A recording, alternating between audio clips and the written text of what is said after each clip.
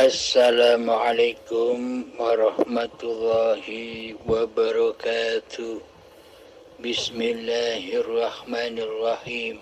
Ashhadu an la ilaha illallah wa ashhadu anna Muhammadur Rasulullah. Allahumma salli ala Sayyidina Muhammad wa ala ali Sayyidina Muhammad. Rabbi shrah li sadri wa yassir li amri wahlul 'uqdatam min lisani yafqahu qawli. Amin. Bismillahirrahmanirrahim. Silakan Kang Mas. Assalamualaikum warahmatullahi wabarakatuh. Mas, kula kata tanglet Allah yang jengleh terjengleh niku ya apa, Mas? Napa kula petuk kalawan urip niki napa ya apa, Mas? Nomor 2 ya tentang proses tunggal pun ahad niku, Mas. Kadi napa, Mas? Nyuwun tulung kula, Mas. Nggih niku. Assalamualaikum warahmatullahi wabarakatuh, Mas. Alhamdulillahirabbil alamin. Waalaikumsalam warahmatullahi wabarakatuh. Yang dimaksud Allah jengleh, Allah nyata kuwi bagaimana? Selama di dalam hati kita kewujudan masih muncul kewujudan diri manusia kita, maka yang jengleh, yang nyata pasti diri manusia kita dan dunia, yakni makhluknya lah yang jengleh. Akan tetapi pasti Allahnya gaib, ora wujud, ora nyata. Bagaimanakah cara menjenglehkan Allah di dalam hati kita? Maka cara untuk menjenglehkan, menyatakan Allah sebagai Tuhan di hati kita adalah bertaubatlah dari selama ini kitalah yang menjadi Tuhan. Selama ini kan yang wujud kita. Selama ini rasanya seolah kitalah yang wujud, kitalah yang hidup, kitalah yang kuasa, dan kitalah yang nyata. Karena selama ini kita belum mengenali, belum makrifat kepada hakikat diri sejati kita sendiri. Siapakah diri manusia ini? Bila kita sudah mengenali siapa hakikat diri manusia kita ini, maka pastilah Allah nyata jengleh bagi kita. Jadi untuk mengenal Allah supaya Allah itu jengleh, maka man arafa nafsahu, barang siapa mengenal hakikat diri sejati manusianya yang tak wujud, yang tak hidup, yang tak kuasa, seluruhnya teraplikasi di dalam sifat muhalya Allah, kebalikan dari sifatnya Allah. Itulah posisinya manusia. Maka persembahkan kembali, tetapkanlah kembali sifat Allah kepada Allahnya. Yakni siapakah Allah itu? Allahu la ilaha illa huwal hayyul qayyum. Allah tiada Tuhan yang berhak disembah, dialah hidup yang kekal lagi terus menerus. Jadi tetapkanlah dalam hati kita ketiadaan wujud diri manusia kita. Tetapkanlah di hati kita kematian diri manusia kita. Tetapkanlah di dalam hati kita ketidakkuasaan diri manusia kita. Jadi tetapkanlah bahwa wujud ini Allah, bahwa hidup ini Allah, bahwa kuasa kehendak kuat ini Allah ini dipatrap di dalam hati, karena ini babakan hati. Simpanlah kepahaman ini di hati masing-masing diri manusia kita. Itulah cara bertuhan, yakni pergerakan badan ini bergerak hanya bila diutus oleh Allah, bila dihidupi oleh Allah. Marilah kita saksikan jengleh-jenglehnya Allah, kenyataan Allah. Bila kita sudah menetapkan hidup ini Allah, maka nyatalah seluruh apa-apa ciptaan Allah. Ketika mata memandang apapun, itulah wujud nyata jenglehnya Allah, wujud nyatanya Allah. Bila hidup tak ada, apakah segala sesuatu yang kita pandang akan wujud? Wujudnya segala sesuatu yang kita pandang, nyatanya segala sesuatu yang kita lihat, kan karena jenglehnya hidup. Jadi yang jengleh-jengleh, yang jelas itu segala sesuatu ataukah hidup, ataukah Allah. Bila kita mentuhankan diri manusia kita, maka yang kita pandang hanya ciptaan, hanya makhluknya. Segala sesuatu itulah makhluk.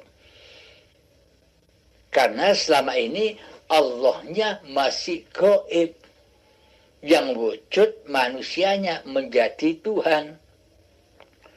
Karena yang dicintai oleh manusia itu adalah dunia. Namun bila di hati sudah jengleh-jengleh, sudah nyata bahwa hidup ini Allah, maka memandang segala sesuatu sudah tidak memandang segala sesuatunya. Ketika memandang apa-apa dan siapa-siapa, maka hati sudah tidak memandang apa-apa dan siapa-siapanya. Namun hati menyaksikan hiduplah yang menciptakan apa-apa dan siapa-siapa. Hiduplah yang menciptakan dan mengadakan segala sesuatu yang diciptakannya. Jadi hadirnya apa-apa yang kita lihat, jadi hadirnya segala sesuatu yang kita pandang, semua karena ciptaan hidup. Kun fayakunnya Allah, kekuatan Allah, kesaktian Allah. Tanpa adanya Allah, tanpa adanya hidup, maka tidak akan jengleh-jengleh badan-badan kita. Tidak akan jengleh-jengleh apa yang kita pandang. Tapi selama ini kita hanya memandang kepada makhluk. Jadi, maka gaiblah Tuhannya, penciptanya gaib. Namun, bila kita sudah nyatakan kewujudan penciptanya, yaitu Allah urip, maka ketika kita melihat apa-apa dan siapa-siapa, yang nyata hanya Allah nyala yang mewujudkan segala sesuatunya. Jadi lebih wujud mana segala sesuatu itu dengan hidup. Nah, nyata bukan bahwa hiduplah yang lebih wujud daripada dirimu. Allah lah yang lebih wujud daripada badanmu. Allah lah yang lebih wujud daripada apa-apa dan segala sesuatu yang engkau pandang. Kira-kira bisa dipahami, sobat? Yang dimaksud ahad itu adalah ketika di dalam hati kita kewujudan.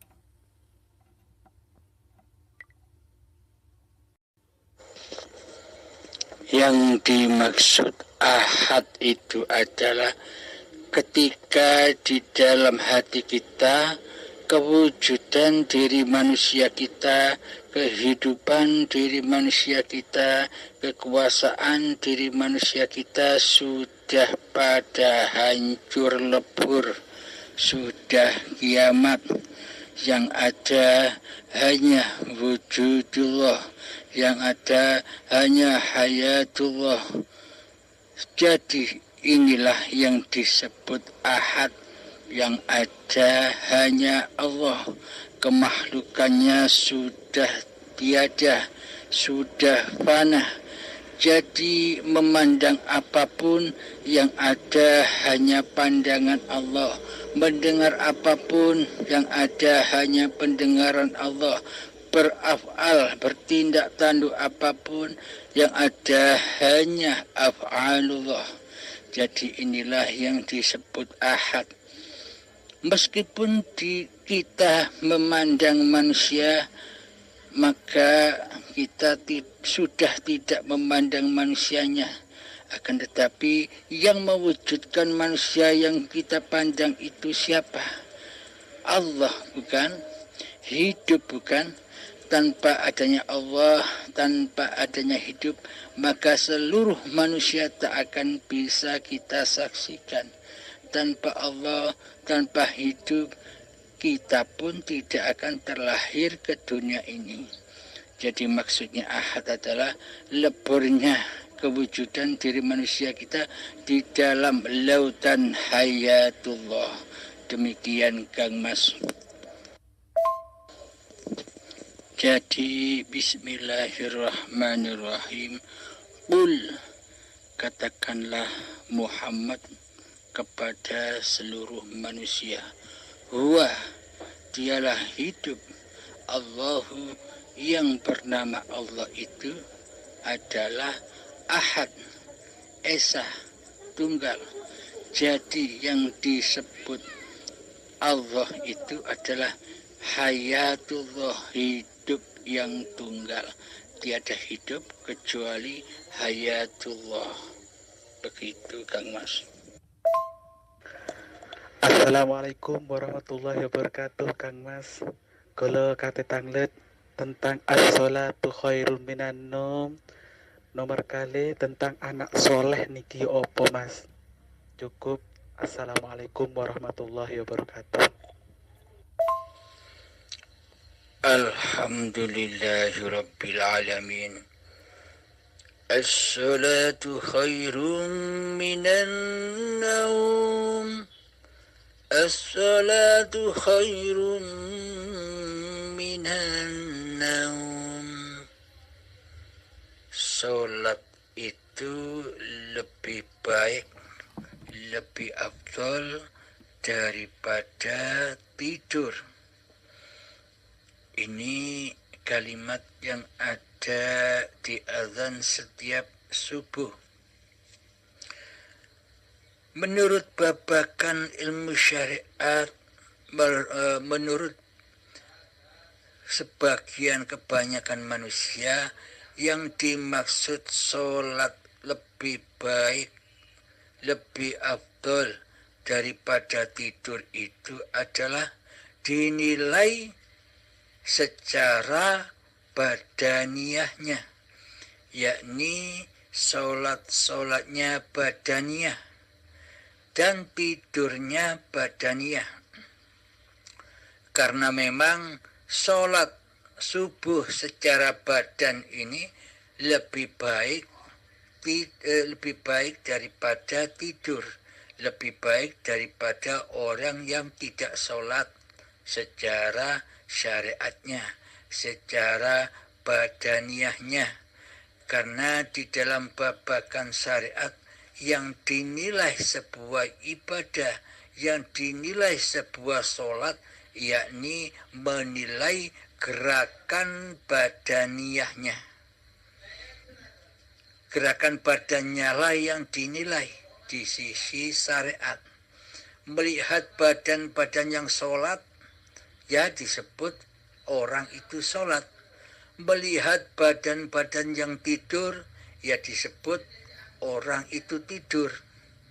Ini babakan syariatnya. Karena selama ini manusia mayoritas menyembah, memberhalakan badan-badaniahnya sebagai penguasa, sebagai Tuhan yang mampu mengerjakan sholat secara syariat, secara badaniah. Namun praktek hatinya masih linafsi. Ini sholatku, ini ibadahku, hamba.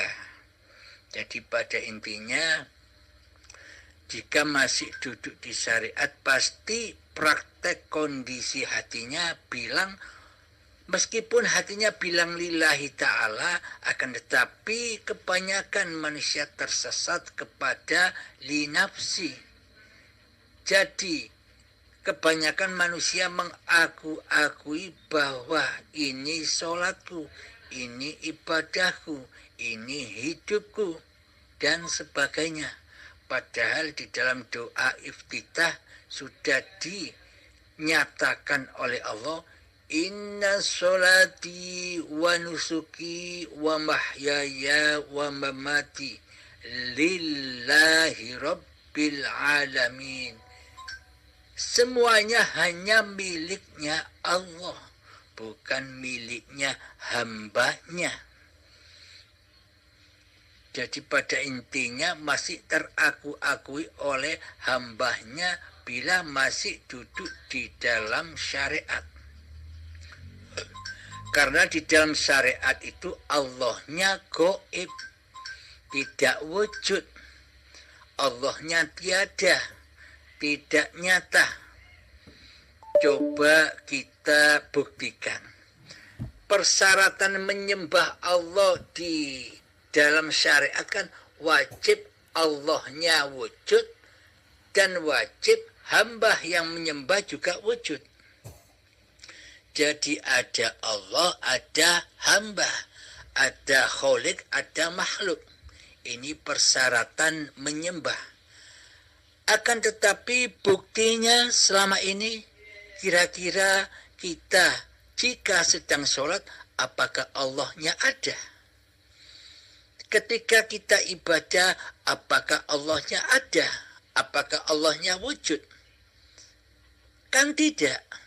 Yang wujud hanya diri manusia kita sendiri sebagai pelaku di dalam sholat dan sebagai pelaku di dalam seluruh ibadahnya. Nah, bila Allahnya tidak wujud selama ini, berarti kan persembahan kita selama ini seluruhnya dimulai sejak detik akil balik sampai setua ini kan gagal. Gagal maksudnya tidak sesuai persembahannya karena tidak menyembah Allah. Selama ini kita hanya menyembah yang wujud. Siapakah yang wujud selama ini ketika kita sholat, ketika kita beribadah? Kan diri kita dan dunia yang kita saksikan di dalamnya. Inilah yang kita tuhankan selama ini.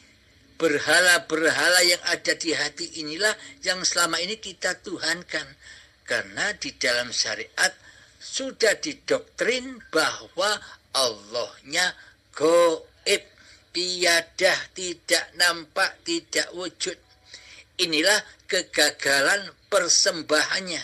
Karena selama ini tidak menyembah Allah, melainkan menyembah hawa nafsunya sendiri. Bagaimanakah cara menyembah Allah? Bagaimana mungkin kita bisa menyembah Allah sedangkan Allahnya gaib, tiada? Dan bagaimana mungkin kita bisa menyembah Allah sedangkan diri kita belum kenal Allah? Nah, ini namanya kan tersesat. Tersesat dari Allahnya. Akhirnya hawa nafsu mengaku-akui sebagai Tuhan penguasa di dalam sholat dan ibadah. Akhirnya praktek hatinya bukan lillahi ta'ala lagi, yakni linafsi. Ini kekuasaanku, sholatku, ibadahku, dan sebagainya. Inilah yang disebut hati yang lalai, yakni hati yang tidur. As-salatu khairum minan naum. Hati yang sholat bagaimana? Kondisi hati yang sholat itu, yakni hati sudah mengenal siapa Tuhan yang disembahnya. Awaluddin ma'rifatullah, yakni awal sebuah agama, baik agama apa saja. Sebelum beragama, yakni kita wajib mengenal makrifat kepada Tuhan yang akan disembah. Mana mungkin kita bisa menyembah kalau kita tidak mengenal Tuhan yang kita sembah. Jadi makrifat mengenal Allah itulah yang dimaksud agama. Jadi saya di sini tidak menyebutkan agama, nama-nama agamanya. Nama-nama agamanya. Akan tetapi awaluddin, awal suatu agama adalah mengenal Allah, bermakrifat kepada Allah, tahu Allah, pernah berjumpa dengan Allah.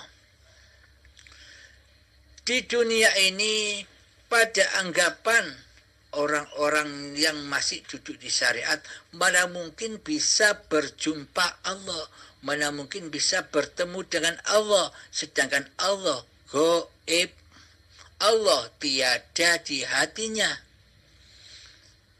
Kata orang yang masih duduk di tahapan syariat seperti itu. Karena selama ini Tuhan yang dituhankannya adalah dirinya sendiri, hawa nafsunya sendiri, setan dan iblisnya sendiri sebagai Tuhannya.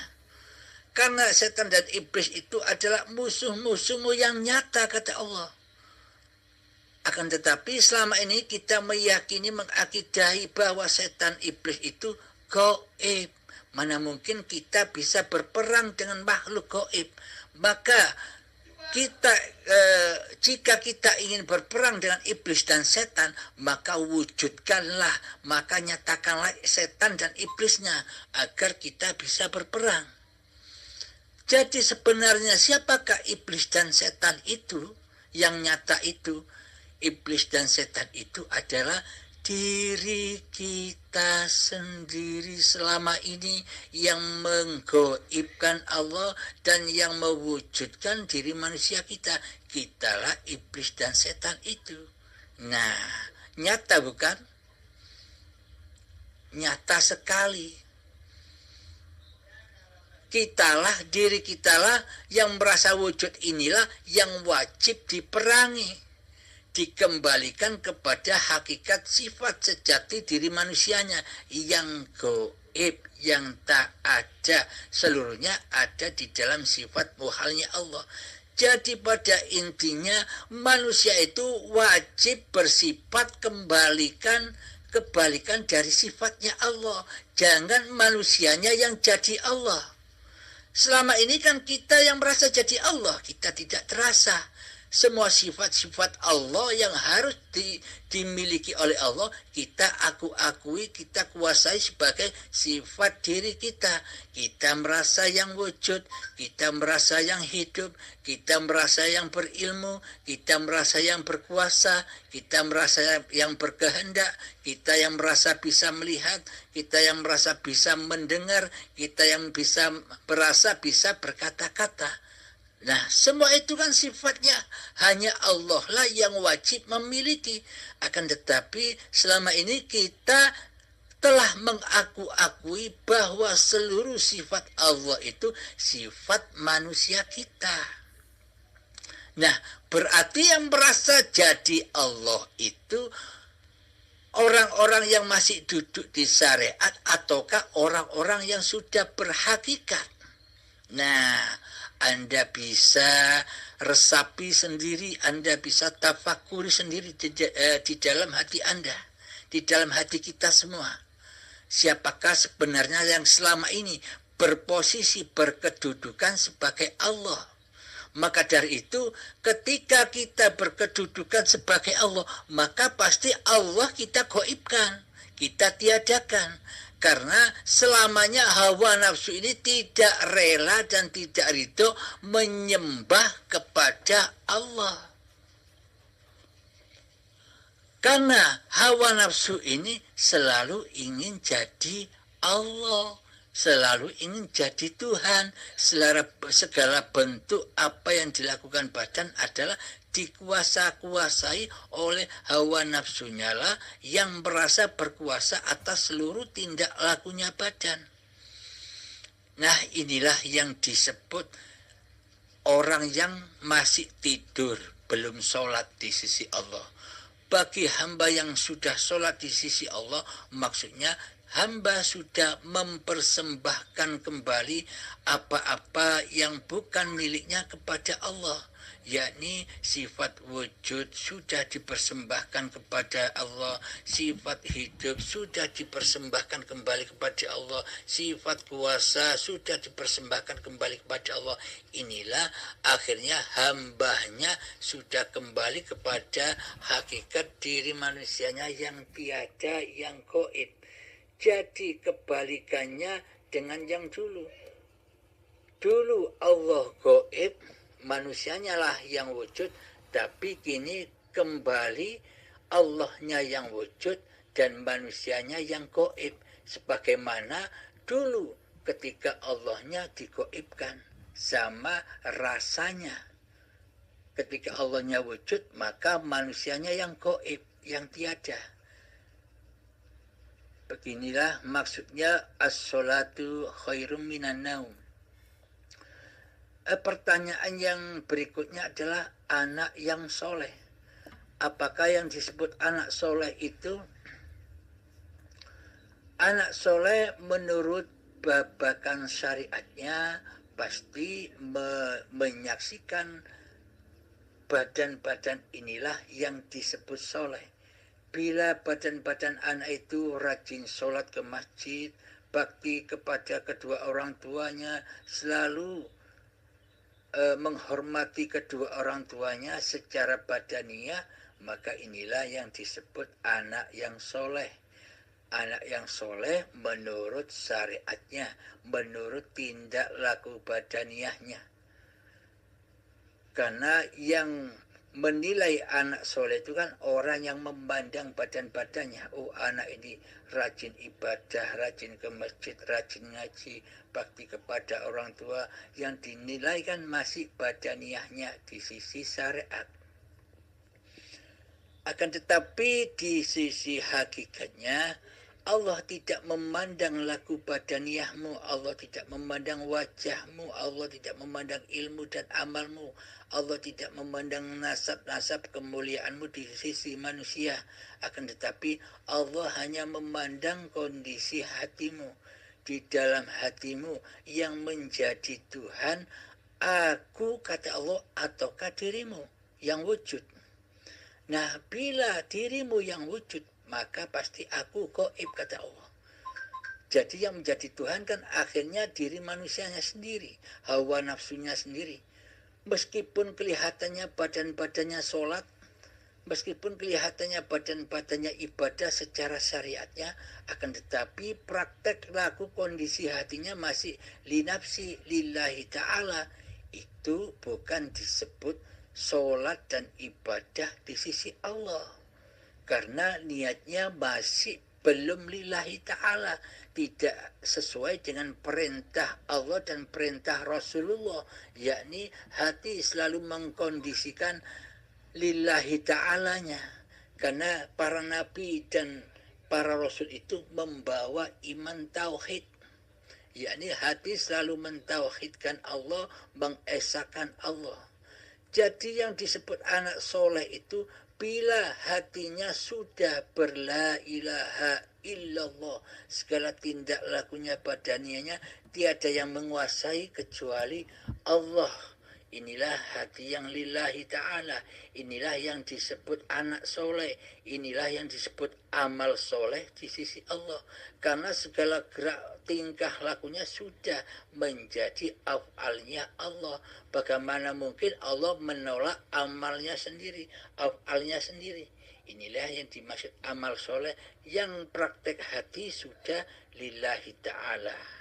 Begitu Kang Mas. Assalamualaikum warahmatullahi wabarakatuh, Mas. Gi kate tanglet maneh tentang as-sholatu tanha fahsya wal munkar. Nomor kali napa salat niku kok dibirjik, Mas? Napa asar 4, duhur 4, napa kok subuh 2, kok gak subuh 3 gitu, Mas? Yo apa Mas mutasabihatnya? Nggih nyuwun Mas kula. Assalamualaikum warahmatullahi wabarakatuh. Alhamdulillahirabbil alamin. Innas salata tanha 'anil fahsya'i wal munkar. Sesungguhnya salat itu mencegah dari perbuatan keji dan mungkar.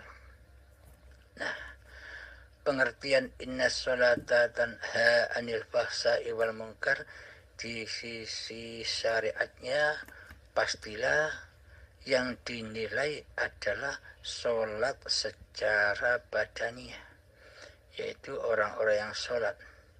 Apakah mungkin, apakah semua orang yang sholat itu pasti tanha anil fahsya'i wal munkar, terlindung dari perbuatan keji dan mungkar? Bila hanya yang sholat hanya badannya, yang berpuasa hanya badannya, coba Anda pandang sendiri, Anda pikirkan sendiri, bagaimana mungkin banyak orang-orang yang berbuat keji dan mungkar, padahal orang itu juga sholat secara badaniah, juga puasa secara badaniah, akan tetapi perilakunya masih fahsya wal munkar, keji dan mungkar hatinya. Karena apa? Karena sesungguhnya hatinya belum sholat, hatinya belum beribadah. Yang diutamakan adalah ibadahnya lahir, ibadahnya badaniah, ibadah di sisi syariat saja. Karena apapun ibadahnya syariat pasti akan terjebak di dalam pekerjaan keji dan mungkar. Contoh, ketika kita belum mengenal Allah, pastilah meskipun kita beribadah, pastilah meskipun kita sholat, niat hati kita pasti terjebak di dalam linafsi, bukan lillahi ta'ala. Linafsi, ini sholatku hamba, ini ibadahku hamba. Maka pengakuan yang seperti ini, linafsi ini, inilah fahsya wal munkar, kekejian dan kemungkaran. Meskipun kelihatannya badan-badannya sholat, akan tetapi hatinya mensekutukan Allah dengan diri manusianya, mensekutukan hidup Allah dengan hidup diri manusianya. Inilah fahsya wal munkar, kekejian dan kemungkaran kepada Allah. Karena Allah itu mainnya hati, hanya memandang hati, hanya menilai hati, tidak menilai laku badaniahnya. Marilah kita kenali Allah. Agar apa? Agar seluruh sholat dan ibadah kita mencapai makom lillahi ta'ala, yakni ridho dan rela menyembah Allah, agar kita terhindar dari fahsya wal munkar secara dohir dan batin. Mari kita kenali Allahnya dahulu. Siapa sih Allah itu? Allahu la ilaha illa huwal hayyul qayyum. Allah, dialah Tuhan yang berhak disembah. Tiada Tuhan yang berhak disembah kecuali dialah hidup yang kekal, lagi terus-menerus menghidupi seluruh ciptaannya. Jadi nyatakanlah di dalam hati kita bahwa hidup ini Allah. Inilah yang dimaksud lillahi ta'ala. Ketika kita sedang sholat, kita nyatakan di dalam hati kita bahwa yang mensolatkan badan ini Allah, bahwa yang mengibadahkan badan ini Allah. Inilah yang dimaksud lillahi ta'ala. Maka pastilah bila manusia mengerjakan sholat yang seperti ini, yang praktek hatinya sudah lillahi ta'ala, maka inna sholata tanha anil fahsya'i wal munkar. Sesungguhnya sholat itu mencegah dari perbuatan buruk dan mungkar, keji dan mungkar. Mungkar kepada Allah, ingkar kepada Allah. Nah, inilah yang dimaksud sholat. Sholat mengingat Allah, yakni mengingat bahwa Allah lah yang berkuasa atas tindak tanduknya badan-badan ini. Untuk pertanyaan yang kedua, yakni kenapa sholat subuh, duhur, asar, maghrib, isya kok beda-beda rokaatnya? Sekarang simpel saja, kita tidak usah membahas tentang banyaknya rokaatnya. Yang kita bahas adalah laku hati di dalamnya, kondisi hati ketika kita melakukan sholatnya. Itu yang utama daripada kita membahas tentang rokaat-rokaat itu. Kerjakanlah syariat badaniahnya dan kerjakanlah makrifat hati kita. Kita sholat secara badaniah, hati pun sholat secara hakikiahnya. Hati tetap menyaksikan hiduplah yang menguasai seluruh syariat-syariatnya badan. Hiduplah yang mengutus badan, hiduplah yang mempergerakkan badan. Sejak dari tanah sampai menjadi bayi hingga kini tetaplah Allah sebagai pembimbingnya, sebagai yang mencukupinya. Demikian Kang Mas. Nggih, matur suwun Mas. Kula sampun paham. Nggih, assalamualaikum warahmatullahi wabarakatuh Mas. Waalaikumsalam warahmatullahi wabarakatuh.